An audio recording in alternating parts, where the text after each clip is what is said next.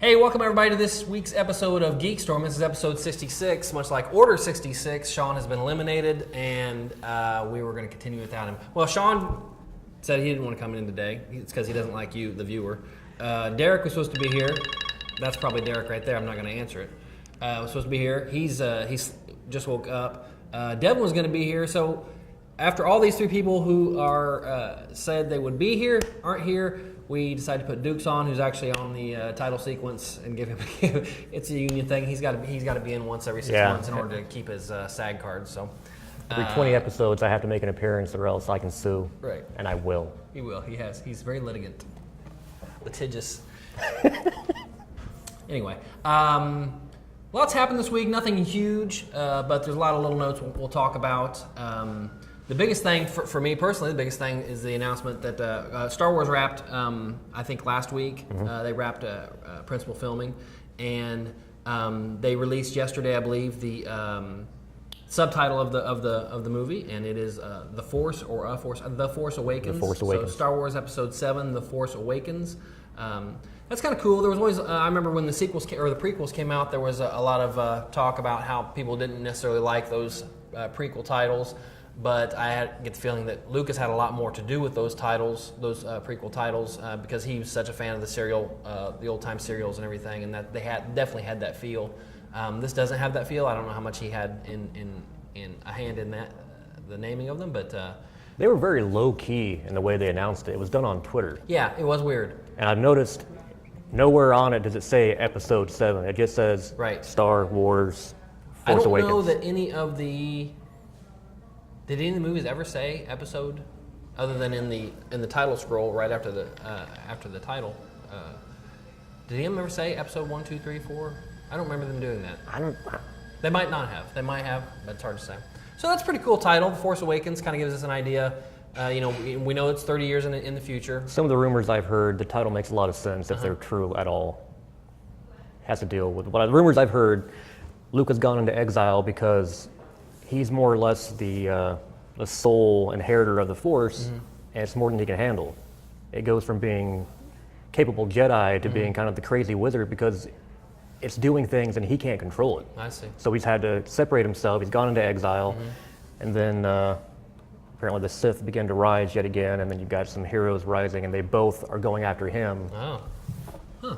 That'll be interesting. I've really tried to avoid spoilers, so thanks for that. You're very welcome. I've really tried to avoid spoilers on Star Wars, and I tried to on Avengers, but then I really wanted to see that trailer, so I watched that. But I'm really excited about it. It still seems like it's a long time away before we see it, but... I also heard we might be getting a teaser trailer in front of something that comes out this month. Hunger Games? I don't know. That would be kind of early, I think. And I'm not sure if Hunger Games needs to push. I would think they would put it in front of something that needed it. I remember when Episode 1 trailer came out. It was in front of Wing Commander. I saw it on. It was a Stephen King movie, Dreamcatcher. I don't know. I think it was Dreamcatcher. We drove all the way to Lafayette to see Wing Commander on a whatever night at midnight, so we could see the trailer. Yeah, I never would have seen Dreamcatcher other than that trailer. Well, I read Dreamcatcher the book. It was good. Movie not so good. Not so great. Not so good. But no, I had heard that they had brought John Williams in. He has already scored the teaser trailer, and it's pretty much done and ready to roll. So hopefully we'll see it sometime soon. Cool, exciting news for Star Wars.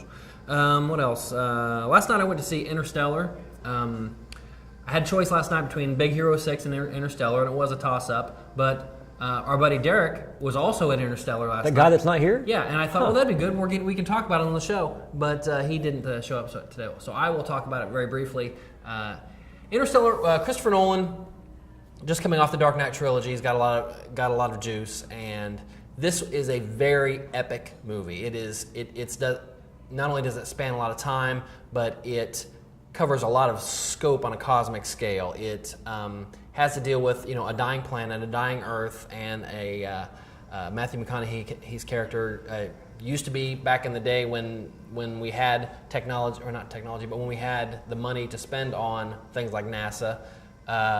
He was a pilot, and this movie starts, I want to say, I don't know how far in the future, they don't really say, but there's basically a dust bowl. The dust bowl of the 20s is happening all over the planet. Okay, so crops are dying. Wheat is gone. There is no more wheat crop. There is no more.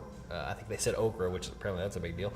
Corn is about all that's left, and corn will be dying out soon too. So there's a secret initiative that restarted NASA that is planning on finding somewhere else for us to live. So. First, I'll say it was a very original movie. I really enjoyed how I, as a moviegoer, didn't know what was going to happen next. The plot was original. A lot of the sequences were original. My problem with it was it was so scientific, so steeped in the science fiction of it, that I didn't really care about any of the characters. I didn't really care about his relationship with his daughter, which was a major point throughout the entire movie. And he didn't really show himself being a good father, and he didn't really show himself being somebody that cared that much, whether or not he could ever get back to see his daughter. And I'm not going to go into the exact plot details, but it just seemed like it lacked heart. It was great in the science fiction aspect. I think everybody should go see it. I'm going to give it a 7 out of 10. I think it's good, but know that you will come out of it. It's very long. It's like 2 hours 40 minutes. Michael Caine shows up in the thing. Okay, I know he shows up in everything, but it was a good movie. But just realize that you will probably either love it or hate it. Now, McConaughey is known for kind of really getting into his roles. Do you think he, like True Detective, he pretty much became that character? Yes. Do you think he put as much effort into this role, or did he kind of get a paycheck and? I think he put into it exactly what Nolan wanted out of him. You'll get that a lot of time. You'll get that many times when you have an actor who you've seen do great things and you've seen do just okay things. This was Matthew McConaughey, straight-faced, being Matthew McConaughey. He wasn't gregarious. He wasn't serious. He was just kind of a farmer, and I think anybody could have done that role. I'll tell you who would have been better in that role is Mark Wahlberg. We'll talk about that for a second. Mark Wahlberg is going to be in the $6 billion with a B, $1 billion man, and Peter Berg is going to direct. Now I think that's a great combination. Peter Berg is great with action. He just had Lone Survivor, which was a great movie. Besides being an action movie, a great story. So putting Mark Wahlberg, who is basically box office gold. No matter if he's in a bad movie, people still just go to see it. He's kind of like The Rock in that aspect. People went to see Hercules. It was a horrible movie, but people went to see it. Did you ever watch Pain and Gain? Oh yeah, I love that movie. I love that movie. It's It was hilarious. good. Yeah, Pain and Gain was great. So Wahlberg, in my eyes, is one of those guys that I'll go see him paint the wall. And the $6 Million Man is it's one of those. How long did we have to wait to get to that? We did Beverly Hillbillies and Brady Bunch and. Well, they've talked about it for years. A long time. I mentioned to you before, they originally, back when Chris Rock, after Lethal Weapon and whatnot, kind of becoming a Hollywood A-lister, they were talking about $6 Million Man as a comedy with him as the star. Right. I'm really glad Thank goodness that did not happen. Yeah, I can see that. That would have turned into an Inspector Gadget movie, if anything else. But I had fun, like most of us that even know what it is, I've got fond memories of $6 Million Man. One of the very first times I was scared watching TV was the Sasquatch episodes of $6 Million Man. I had dreams about it, and multiple dreams about it, and that was scary to me. And because in the 70s, Sasquatch was a thing, not like now. Now he's selling beef jerky, but he used to be scary. Messing with Sasquatch. I'm curious though. I mean, as far as we've come in real life with technology. Are they still going to go with the electronics inside him? Are they going to use nanites in his bloodstream? How are they going to go about that? That's a good point. I don't know. You'll get those, just like anything. You'll get those purists that want him to have the arm, want him to have the eye and the legs. and nothing else. But who knows? And will they use the sound effect? Oh, I'm sure they will. No. I'm sure they will. If they dug up the guy that did Optimus Prime's voice for all the Transformer movies, they can get Peter Cullen. They can get the They'll do that too. What else? Real quickly, we talked about conventions here quite a bit. AwesomeCon, which was not awesome, which was in Indianapolis, the final show this year in Indianapolis. They said at the end of Indianapolis show that they probably would not come back to Indianapolis because things just didn't go very well. So AwesomeCon, huh? Yeah, the attendance was bad. They didn't get as many vendors as they wanted, and you literally had more vendors at KokomoCon here than you did at AwesomeCon in Indianapolis, and that's not only just a testament to how hard Sean works on the show, but how little people wanted to go see another show in Indianapolis, another big show. It was the fourth at that point. They canceled their Milwaukee show, so there will no longer be.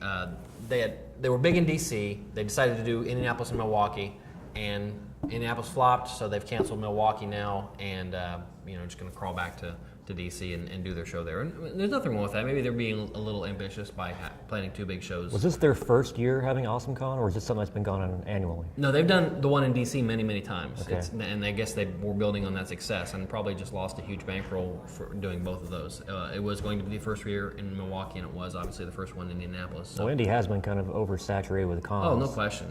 We're going to have an extra one next year with Wizard World. Oh, yeah. Speaking of Wizard World, we went. I don't know if we talked about this already or not, but we went to Wizard World Columbus this last week. Sean and I and Austin, and I'm never going to go to another Wizard World show again. I haven't been in probably 6 or 7 years. It was $50 to walk in the door. Okay. I don't even want to pay $50 for a great sketch. Yuko Smith, who's one of my favorite artists in Artist Alley, who I think is great. I have a hard time paying for one of his sketches because I have a couple already, but they're really expensive. But I could buy I'm gonna guess 3 sketches for the cost it would cost me just to walk in the door. The only reason I went is because I really like the food across the street. It's really good. We go to this market, blah blah blah, whatever. But $50 to get in, and it is nothing but a autograph factory. There were comics. There was one comic vendor per row. So if you were looking for comics at this comic book convention, I'm going to say you had 6 choices, and that's about it. Everything else was just all the stuff you see at a con, which is fine, but they've really gotten away from having comics in general, and more than half of the place was devoted to, I'm going to say a third of the place was devoted to the autographs again, just like AwesomeCon did, and it's just a horrible trend, and I hate it. It's Comic-Cons are now becoming entertainment cons or autograph cons. Yeah, I wish there was a ticket I could buy for just the convention proper. And okay, my ticket says I'm never going to go over there. I can't even see the celebrities. Okay, that I'd pay for that. I'd pay $30 for that, and $30 is a lot. But Wizard World's coming to Indianapolis next year. I'm not sure. I think their prices are going to be around $45, which is still a lot. They say you can save $10 by buying them online ahead of time, but it's also tacked on a $4 fee for buying them online too. So it's kind of a jip. But I had fun with the boys anyway. So how many are we going to have?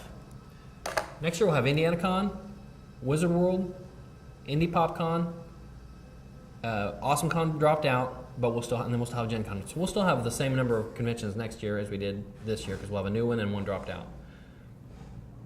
I'm looking forward to IndianaCon because Carrie Fisher will be there. Yeah. And Jason Momoa will be there too. Jason Momoa will be there, and I want to get a picture with him. Okay, see, I just contradicted what I just said. That's fine, but it's because it's because I made that prosthetic with the melty face. I want to get a picture with Jason Momoa. That's the only reason. It's not. It's just something personal. Well, I got to think too. Cosplay has boomed so much. Yeah. You've got people coming in from all over.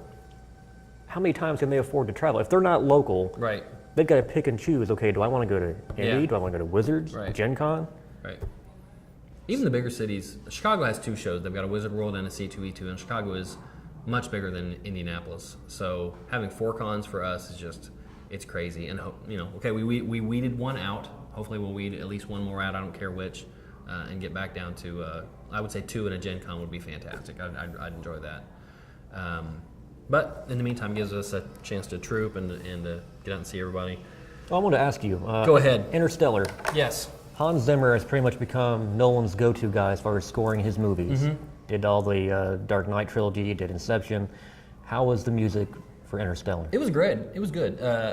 So much so that, well, I didn't notice it, but I didn't notice it in a bad way either. So you can say it that way. That's score is not something I normally key on in a movie, especially the first time I go through and watch it. So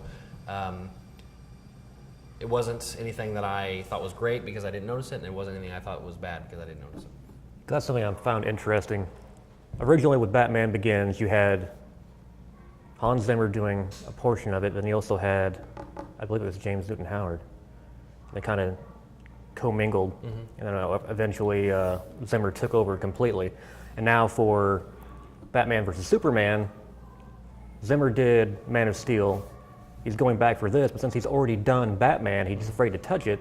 So he's going to do Superman's scores for that part of the movie, and then he's going to have Junkie XL do Batman. That'd be interesting. So yeah, because Junkie XL, I'd never heard the name except for a few remixes, and then he did the score for the 300 sequel. The movie was horrible, but I really liked the music. That's cool. So I'm looking forward to that. Good. What else we got? Couple smaller things. They did have a trailer for a short trailer. I want to call it a trailer. A clip from Agent Carter was played this week, and it seemed pretty cool. It had the Howard Stark character in it. I don't know how much he'll be in the show, but it was good to not only is she from the movie universe, but he is as well. So I found her very stiff in the scene when she was just standing there as Peggy Carter. But then obviously when they got into the action stuff, she did really well.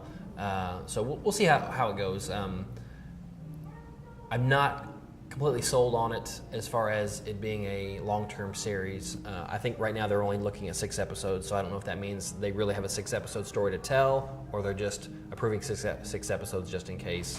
They. Well, I was curious, budget-wise. I mean, doing a period piece like that, vehicles and just everything, right. is going to be up there. It's got to be tough. You do have to do a lot of set work and not as much outside with something like that.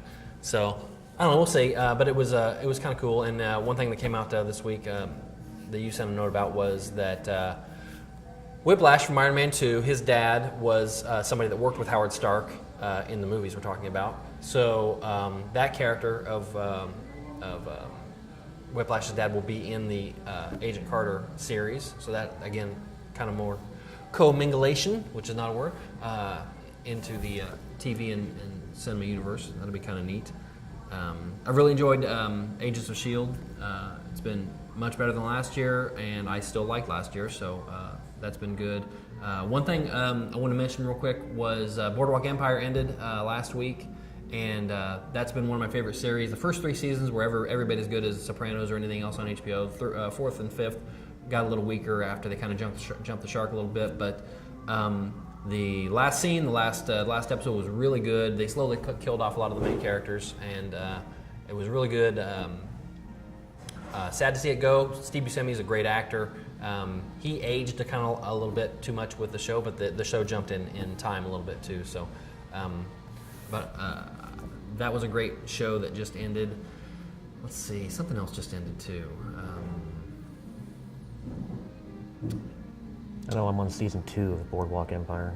Just watched the 7th episode. It's last really a night. good show, and I first started watching it because a relation of mine wrote the book that it is based off of, and so that's where I first got into it, or the reason I first got into it, because I had the book anyway, and I'll admit to having read it before the show came on, but so I had that kind of personal connection to it, and I really liked the characters. I like mob stuff anyway. I do too. And so when you throw in Steve Buscemi, who's just a great actor, and they kind of surrounded themselves with some great secondary actors. That Richard Harrow was a great character, and I'm not sure the show would have even been as good without that character. Even though after the first season he kind of got out of the main storyline, but that's a great character, and it's a great show altogether.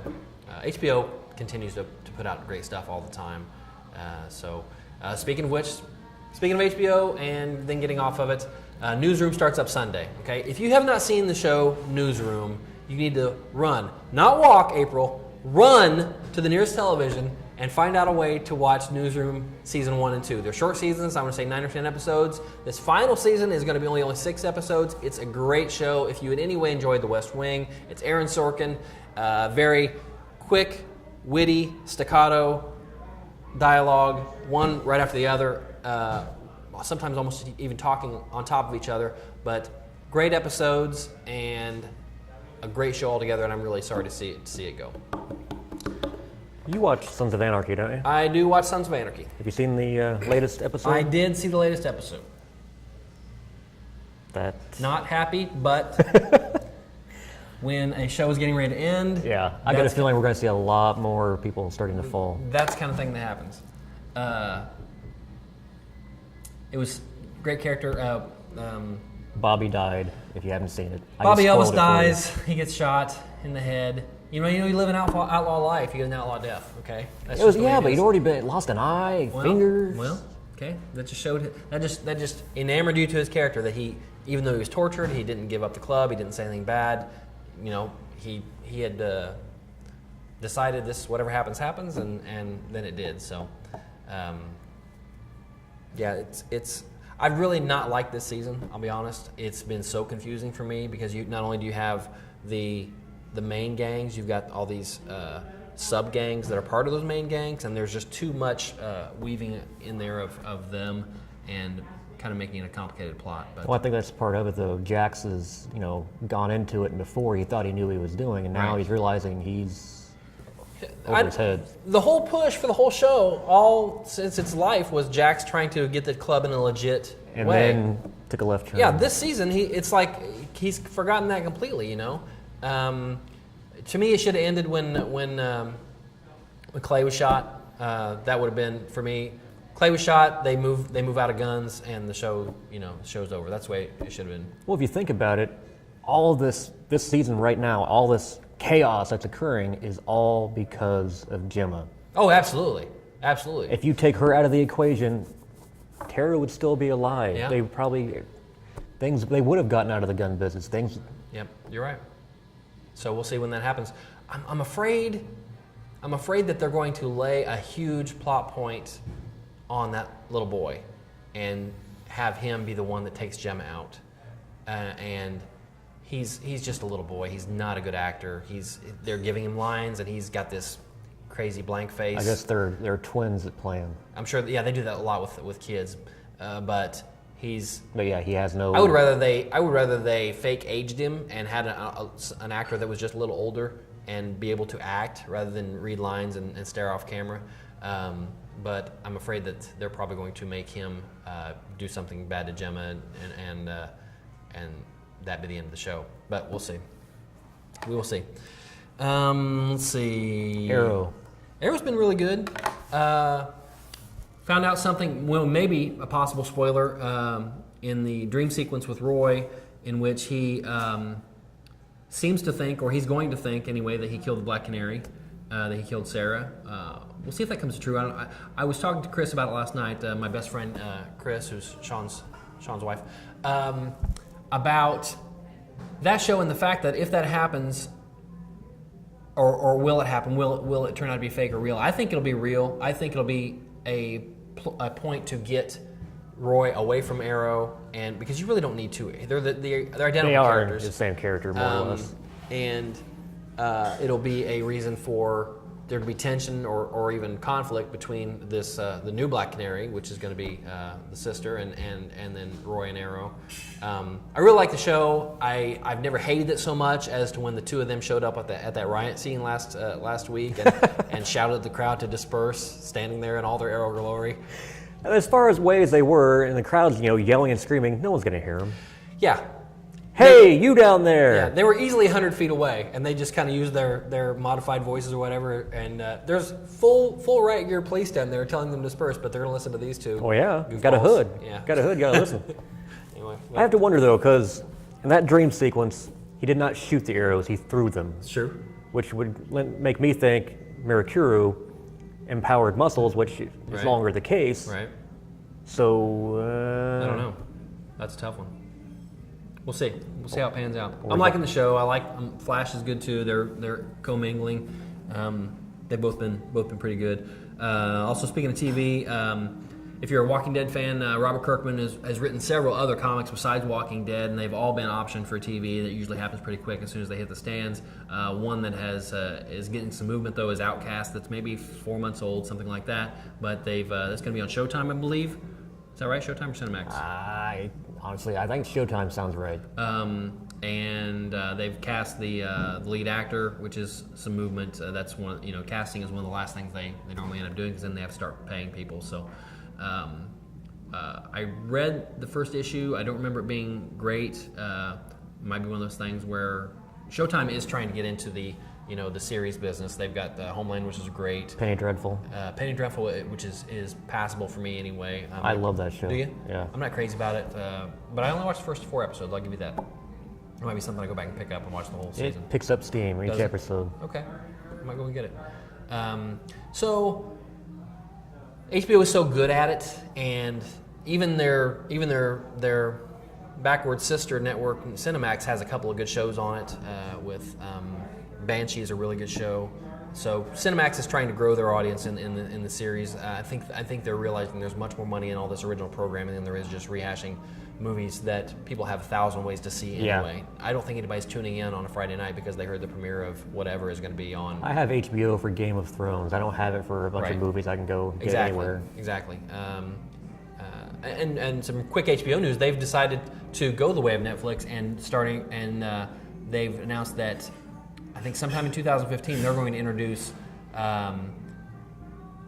pay programming through the internet rather than having to get it through a cable subscriber. You can watch everything on HBO. You can watch it on the internet right now if you're an HBO subscriber. Yeah. That means you have to pay Comcast or somebody else for HBO. They give you a password and you can watch it on the internet. HBO is going to go, well, we're going to do what Netflix does and just charge you $8-10 a month, and you can watch everything on HBO online rather than going through cable. Cable's not happy about that, obviously, because they will lose a lot of business. But cable's going to change. I'm telling you, over the next 10 years, cable TV and how we get it and how we pay for it is going to take tremendous changes. It needs to change. It really does, because I don't have it. Sorry, Comcast. Thanks for the free channel you're giving us right now, but I don't pay for your stuff because it's too expensive. I get Hulu and I get Netflix, and that's okay with me. I can watch everything else online. Let's see. We're going to use the last minute or so here to talk about. We lost a native son this week with artist Jeremy Dale, who is from Kokomo, has been here many times, has been a guest at the Kokomo Con at least twice that I know of. I think he was guest of honor one year. Moved to Atlanta with his family, wife and family, but he passed away suddenly this week. It's a great loss to the comic community. Everybody that goes to conventions,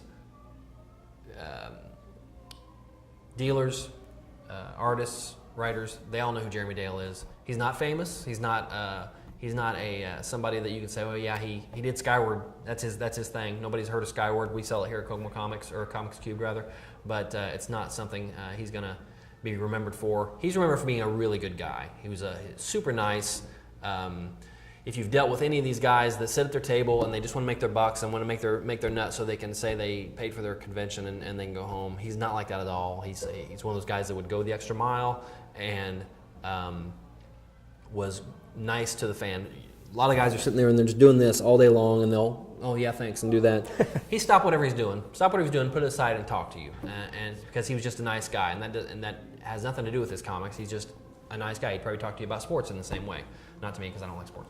But passed away, and these artists, they don't have health insurance. There's no artist guild. There's no way for them to get help from anybody other than paying through Obamacare or whatever. So there is a fund. It's kind of a Kickstarter, but I can't remember the. I was trying to think of the name. Check out Sean Hilton's Facebook page. Has got a link to it in which you can donate to help his family take care of some of the expenses for the arrangements. But again, Jeremy Dale, we'll put a picture of him right here. He is a good guy. He'll be remembered, and we'll remember him. We'll find some way to remember him, especially at the next Kokomo Con, because he was an honored guest. That's about it this week. Next week, I don't know what we're going to talk about. Probably Big Hero 6, because I'll probably go see that. I encourage you to go see Interstellar and Big Hero 6 as well. I think they're both going to do well at the box office. It's one of those things where it's a science fiction movie versus a kids movie. Who knows what will do better? I'm going to say Interstellar. That's my call. Interstellar will do better at the box office this week than Big Hero 6. I got a feeling it's going to be Big Hero 6. It might be, and I was just picking a name. It's 50-50, so we'll see. But that's it. We'll see you next week. Thanks for watching.